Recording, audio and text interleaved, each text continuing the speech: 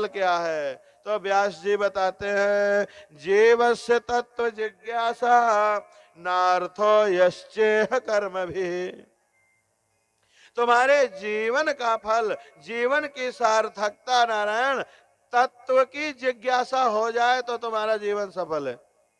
हाँ, तत्व माने जिस जिसकी शक्ति से, जिस शक्ति से ये पूरा ब्रह्मांड चल रहा है, हाँ, वो तत्व जानकारी में आ जाए, उसकी जिज्ञासा हो जाए, उसको जान जाने के बाद तो तुम ब्रह्म हो गए।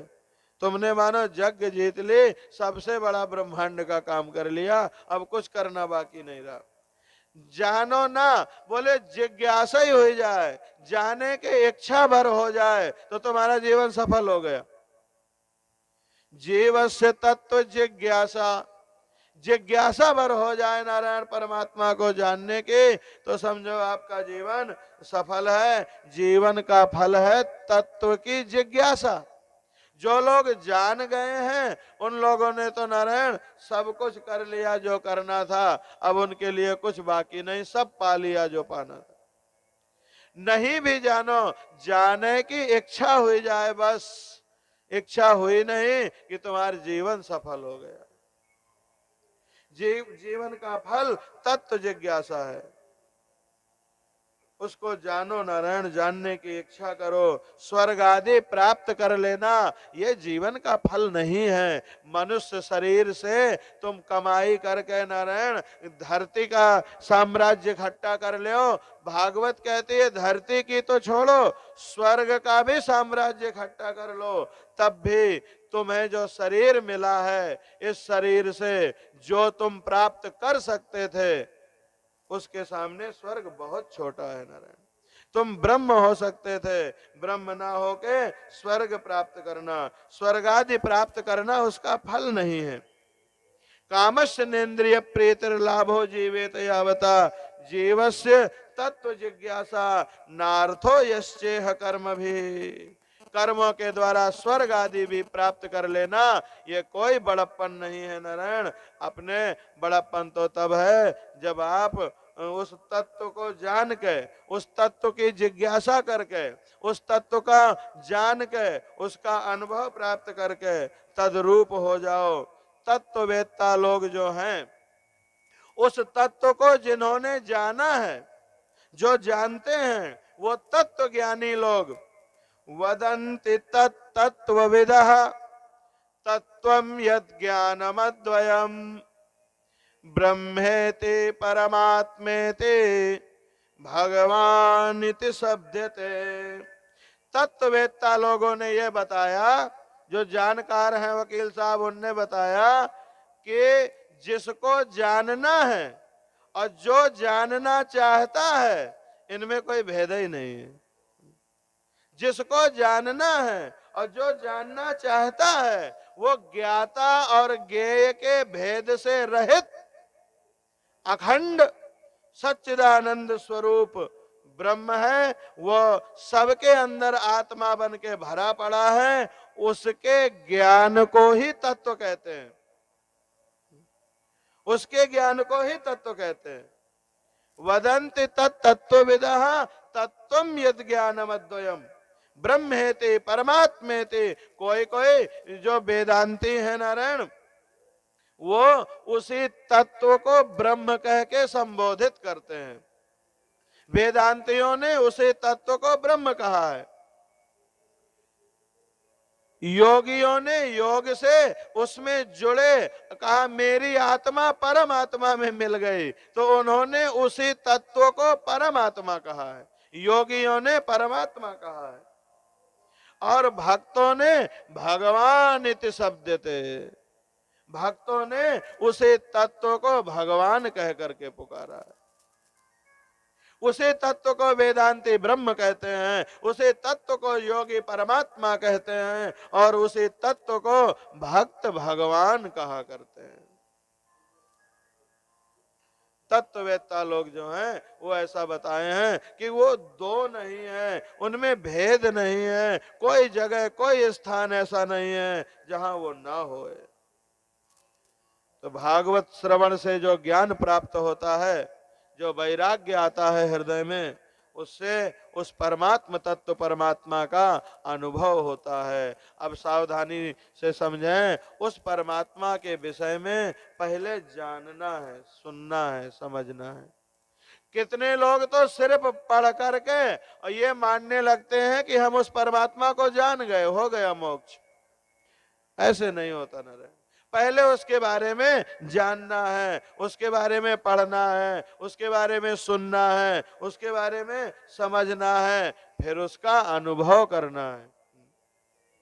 आत्म तत्व अनुभव में आना चाहिए। आत्म तत्व की किताब तो कक्षा 5 का बच्चा भी याद कर सकता है और आत्म तत्व की बातें करने लगेगा और वो कहेगा कि हो गए आत्मज्ञानी। ऐसे नहीं, वो उसके साथ साथ अनुभव भी हो उसका आत्म तत्व का। भागवत श्रवण से जो ज्ञान प्राप्त होता है, वो वैराग्य प्राप्त होता है, उससे अपने हृदय में परमात्मा का अनुभव होने लगता है। एक बार परमात्मा का अनुभव हो जाए नारायण, एक बार दूध से घी, दूध से मक्खन अलग हो जाए, बस इसके बाद दुनिया में किसी की ताकत नहीं है कि दोबारा घी को दूध में मिला सके। एक बार उस परमात्मा का साक्षात्कार हो, दत्त चित्त हो करके कभी कभी ऐसी घटना घटती है नारायण कि श्रोता को अचानक ब्रह्म संबंध हो जाता है, हृदय में परमात्मा का अनुभव हुआ करता है ना।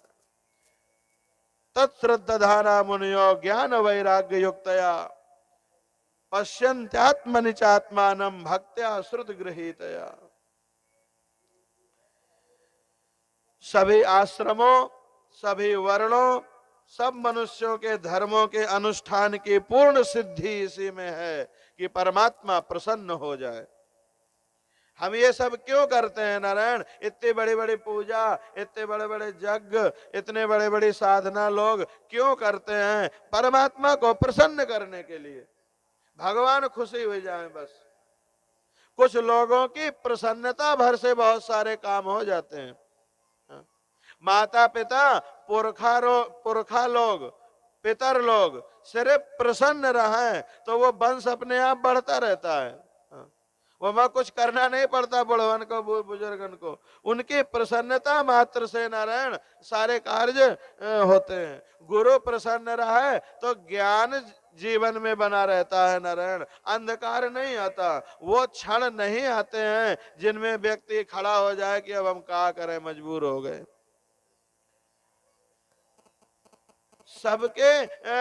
सभी धर्मों की अंत में सिद्धि इसी में है नारायण कि हम पर परमात्मा प्रसन्न होए। माता पिता को क्यों प्रसन्न रखना है? बोले परमात्मा प्रसन्न हो, यही लिए। गुरु को क्यों प्रसन्न रखना है? गुरु के प्रसन्न रहने का मतलब है परमात्मा का प्रसन्न रहना। तो परमात्मा को ही प्रसन्न करने के लिए गुरु को प्रसन्न किया जाता है, परमात्मा को ही प्रसन्न करने के लिए माता पिता को प्रसन्न किया जाता है, परमात्मा को ही प्रसन्न करने के लिए लोग दरिद्र नारायण की सेवा करने जाते हैं। इनके कुछ नहीं है, इनको कुछ देकर इनके अंदर बैठे परमात्मा प्रसन्न होंगे। तो सब धर्मों का अनुष्ठान नारायण, उन पूरे धर्मों की सिद्धि इसी में है कि भगवान प्रसन्न होए। और भगवान को प्रसन्न करना है भैया तो एकाग्र मन से उनका नाम, उनकी कथा सुना करो, उनका नाम लिया करो, उनका स्मरण किया करो। एकाग्र मन से भक्त वत्सल भगवान का नित्य निरंतर श्रवण करो नारायण, नित्य निरंतर कीर्तन करो, नित्य निरंतर उनका ध्यान करो और बहाना से उनकी आराधना करो। हाँ, चंदन लगाने के बहाने, भगवान का नवाने के बहाने, फूल चढ़ाने के बहाने, भोग लगाने के बहाने, दोपहर में भोजन बना है तो फिर भोग लगाने के बहाने, माने अपने जीवन में इतने बहाना बना लो कि कई बहाने से भगवान को याद करना पड़े। सनातन धर्म का तो ऐसा नियम था, अभी भी है, थोड़ी कम हुई गया है, अभी भी है कि दो मित्र आपस में मिले तो वो पहले राम राम करते हैं, बाद में और बात करते हैं। पहले परमात्मा का स्मरण करते हैं, वो एक बहाना है, एक तेरा राम एक मेरा राम, राम राम भैया, और आगे बताओ क्या बात है। फिर अथवा ज्ञानी लोग ये कहते हैं कि तेरे अंदर भी राम है और मुझे याद है मेरे अंदर भी वही राम है, राम राम, दोनों राम राम ही है, अब बताओ काम कहाँ है। तो बहाने से परमात्मा का स्मरण करो नारायण, भगवान से किसी भी तरह अपने चित्त को लगाओ, जोड़ो, भगवान प्रसन्न हो और एकाग्र मन से भक्त वत्सल भगवान का नित्य श्रवण करो, उनके संबंध में सुनोगे तो उनसे प्रेम होगा, क्योंकि बिना सुने भगवान का वहीं ये पता ही न लागी भैया। जब सुनोगे तो उनकी महिमा का बोध होगा, उनकी क्या आवश्यकता है ये पता लगेगा, उनके बिना हम कितना पीछे चले जाएंगे ये पता लगेगा, और उनको शामिल कर लिया तो कहाँ चले जाएंगे ये पता लगेगा। तो नित्य निरंतर उनका श्रवण करो नारायण, अपने गुण कम गाओ, भगवान के गुण ज्यादा गाओ, उन्हीं के कीर्तन करो, उन्हीं का ध्यान करो। संसार के स्त्री पुरुषों का ध्यान करना नहीं, संसार के स्त्री पुरुष विकार देंगे नारायण, दुख देंगे, कष्ट देंगे और परम शांति नहीं देंगे। परमात्मा का ध्यान करोगे तो जो तुम्हारे सगे वाले हैं उनको भी सुख मिलता रहेगा तुम्हारे कारण से। तो संसार का ध्यान नहीं, परमात्मा का अधिक से अधिक ध्यान करना है, परमात्मा की आराधना करनी है। देखो कर्म की गांठ बहुत मजबूत है, ये बिना भोगे छूटती नहीं है, अच्छे अच्छे की नहीं छूट, भोगना पड़ा है नारायण ने, और कई कई जन्म में नहीं छूटी है गांठ। कर्म की गांठ बड़ी कड़ी है, और ये कर्म की गांठ जो है ये इतना पटकती है नारायण, ये जन्म मृत्यु का कारण बनती है। और एक आध जन्म होने होते तो हम कहते कि आंखें मूंद के जी ले मर ले, एक बार तो मरना जीना है। अगर तन को मन बिगड़ गया, करनी बिगड़ गई तो 84 लाख योनि में जाओ। अब 84 लाख योनि में जाने का मतलब क्या है? 84 लाख बार पैदा हो और 84 लाख बार मरो। हाँ? एक बार मरना होता तो ये होता कट डारो जौन मने आवे, एक बार मर लीन जाई। लोग कितने लोग कम बुद्धि वाले कहने सुने जाएंगे, एक बार तो मरे कहाँ है, मर ले लड़ ले बम। तो ऐसा नहीं है नारायण, एक बार नहीं मरना। अगर कर्म करतूत ठीक नहीं ना तो 80-84 लाख बार मरना पड़ता है, और जितने बार जन्म लोगे उतने बार मरोगे, जितने बार मरना है उतने बार जन्म लेना है। तो ये गांठ कर्मन के जो है नारायण, ये इसको साधारण मत समझ लेना। अभी तो भगवान ने कृपा करके प्रयाग में बैठ करके शास्त्रों के माध्यम से तुम्हें चिताया है, जीवन में मौका दिया है कि कर्म के गांठ बड़ी कठोर है, समय रहते इस गांठ को काट डालो, इसको नष्ट कर डालो, नहीं भोगने में ये बहुत कष्ट देगी।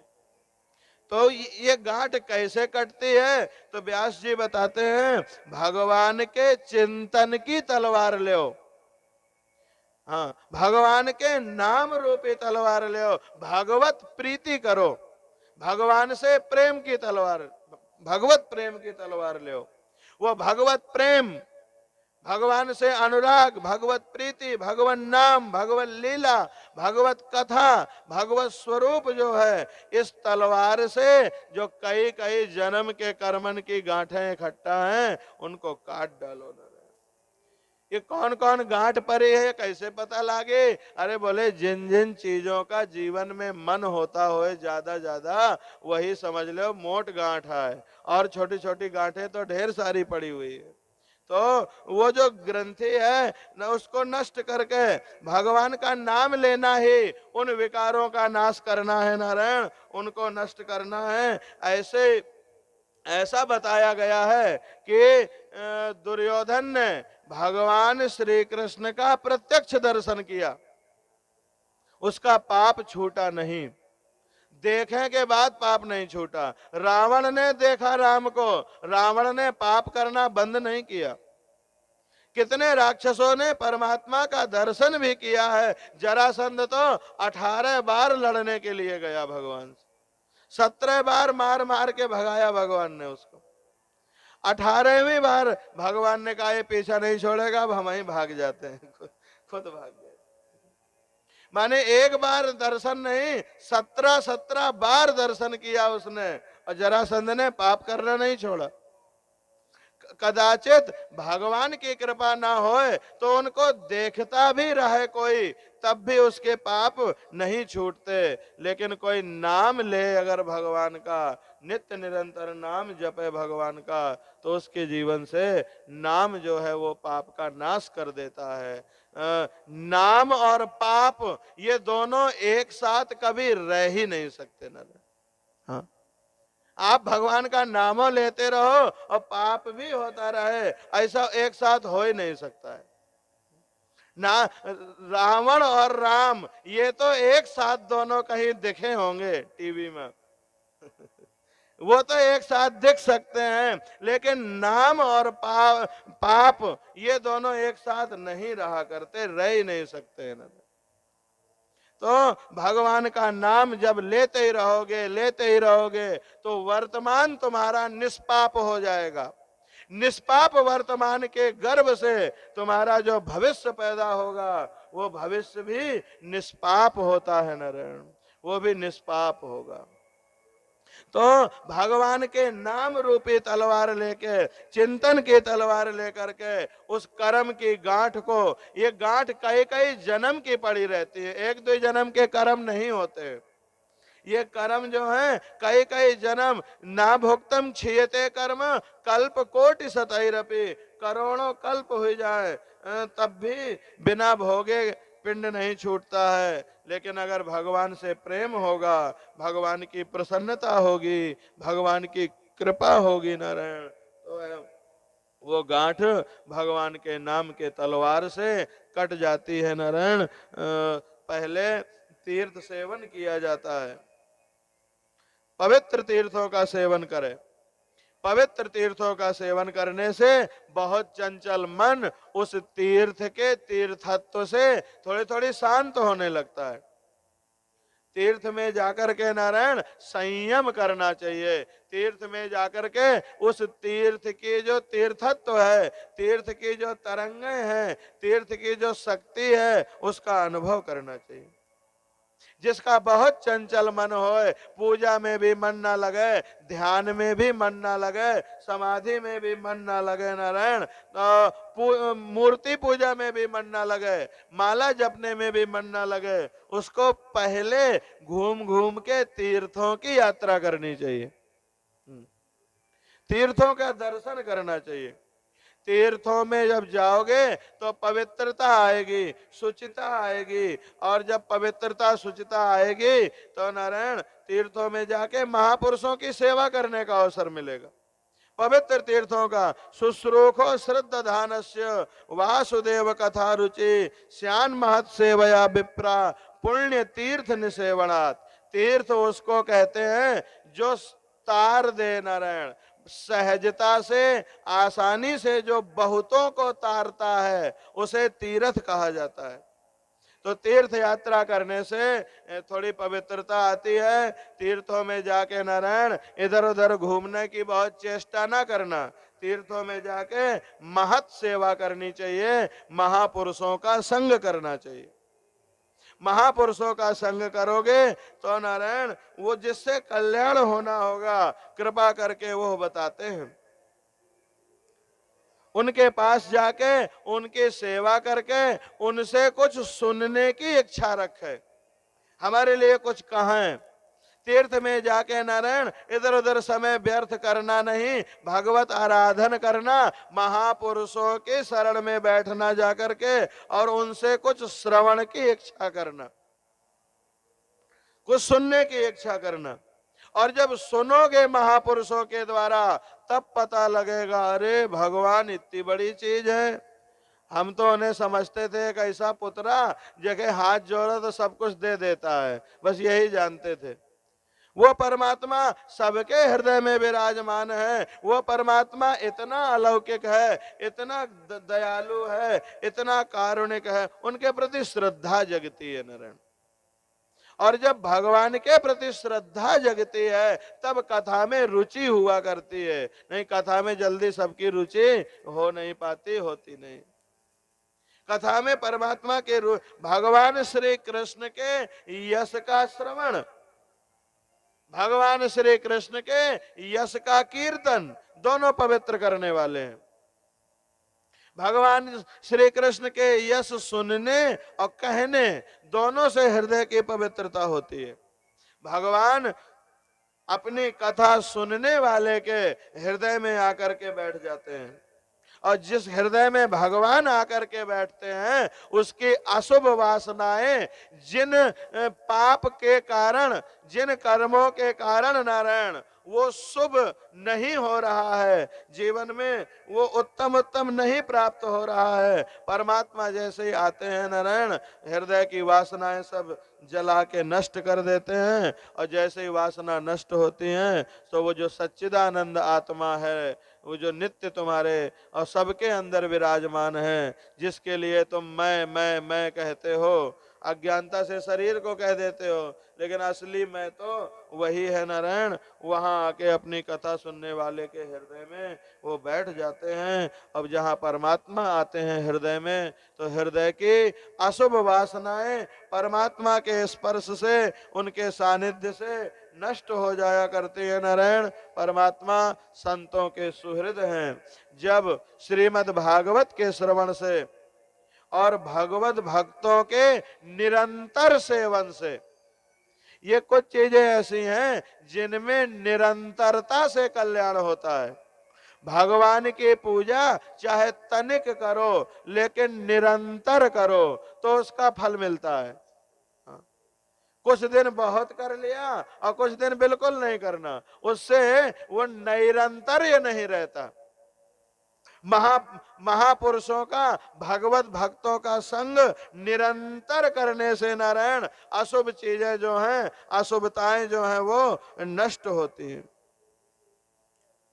श्रृण्वतां स्वकथां कृष्णः पुण्य श्रवण कीर्तनः हृद्यन्तस्थो ह्यभद्राणि विधुनोति सुहृत्सताम् नष्ट प्रायेषु भद्रेषु नित्यं भागवत सेवया भगवत्युत्तम श्लोके भक्तिर्भवति नैष्ठकी। भागवत का और भगवत भक्तों का निरंतर सेवन करो, इससे अशुभ वासना नष्ट होगी। जैसे जीवन चलाने के लिए नारायण 1 किलो अनाज रोज चाहिए, 1-1.5 किलो पानी रोज चाहिए, ऐसे ही आत्मा रूपी जीवन चलाने के लिए, उसको स्वस्थ रखने के लिए, पुष्ट रखने के लिए भागवत और भगवत भक्त ये दोनों जो हैं कल्याणकारी हुआ करते हैं। और जब भागवत से और भगवत भक्तों की सन्निधि से नारायण अशुभ वासनाएं सब नष्ट हो जाएंगी, तो पवित्र कीर्ति भगवान श्री कृष्ण में तुम्हारी स्थायी प्रीति होगी। एक तो प्रीति होती है नारायण, आज इससे कल उससे, आज यहाँ कल वहाँ, ऐसी प्रीति। अब भगवान से भी प्रीति होती है लेकिन स्थायी नहीं रहती। थोड़ी देर तो बहुत प्रेम हो जाएगा, पूजा में लोगों का बहुत मन लग जाएगा और कभी कभी, और इसके बाद फिर मन वहां से हट जाएगा, जगत में चला जाएगा। ये भगवान का प्रेम स्थायी क्यों नहीं टिकता? भगवान का प्रेम स्थायी टिक जाए नारायण, तो ये सारे द्वेष, सारे दोष नष्ट हो जाए।